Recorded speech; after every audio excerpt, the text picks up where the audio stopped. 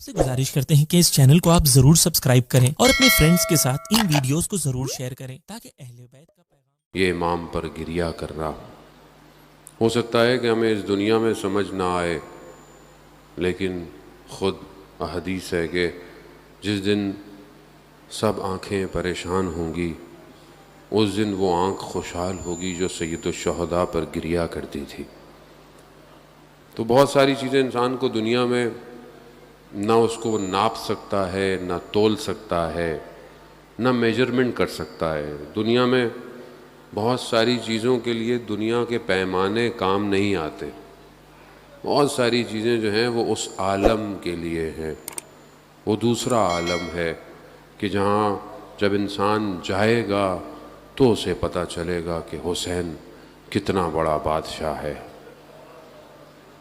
ہمارے استاد بتاتے ہیں کہ ان کے والد مرثیہ پڑھتے تھے، سلام پڑھتے تھے، مصائب پڑھتے تھے، ذاکر تھے۔ کہا جب ان کا انتقال ہوا تو میں نے انہیں خواب میں دیکھا اور میں نے کہا کہ بابا عالم برزخ میں کیا خبر ہے؟ آپ جانتے ہیں کہ انسان جب مرتا ہے اور قیامت تک عالم برزخ میں رہتا ہے، عالم ملکوت ہے، دوسرا عالم ہے۔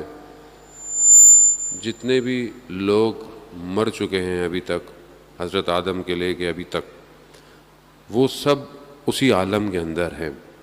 قیامت دور ہے ہمارے لیے، لیکن مرنا تو ہم سب نے ہے اور اس عالم میں بھی ہم نے جانا ہے۔ اور ائمہ علیہ الصلوۃ والسلام کی روایات بھی ہیں کہ ہم عالم برزخ میں تمہارے ذمہ دار نہیں ہیں، یہ واضح ہے حدیث، ہم آخرت میں تمہاری شفاعت کریں گے۔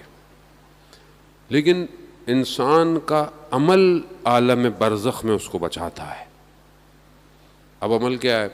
ایک خاتون کہ کیونکہ دنیا میں کافی لوگ ہیں ایسے، مسلمان غیر مسلمان، کہ جن کو لائف آفٹر ڈیتھ کا ایکسپیرئنس ہوا ہے، یعنی مرنے کے بعد موت میں چلے گئے لیکن واپس آ گئے۔ وہ جو لوگ مرے ٹیمپریری، وہ اس عالم میں گئے ہیں تو انہوں نے اس عالم کو چکھا ہے، دیکھا ہے کیا ہے۔ بہت سارے واقعات ہیں، بہرحال جتنی توفیق کوئی ماہ محرم میں آپ تک پہنچانے کی۔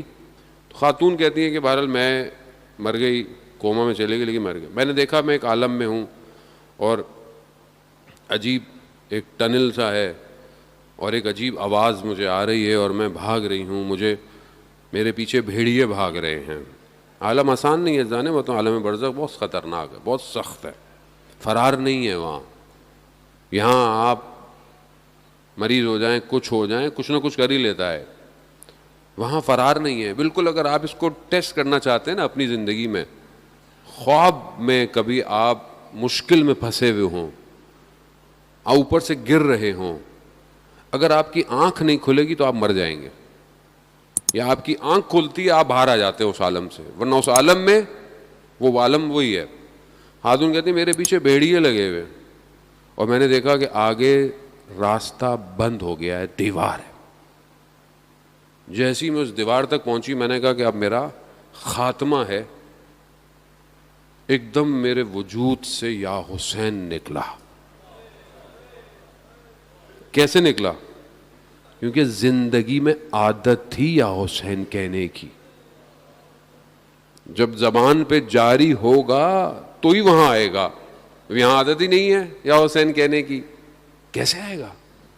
یا علی کہنے کی عادت ہی نہیں ہے، بچوں کو سکھایا نہیں، بچے برگر ہو گئے، فیشنیبل ہو گئے، نیا ماڈرن زمانہ ہو گیا، گیجٹس آ گئے، نادی علی کی بجائے رائمز سکھائیں گے ان کو، بچوں کو نیٹ فلکس کے سیزن سب یاد ہیں،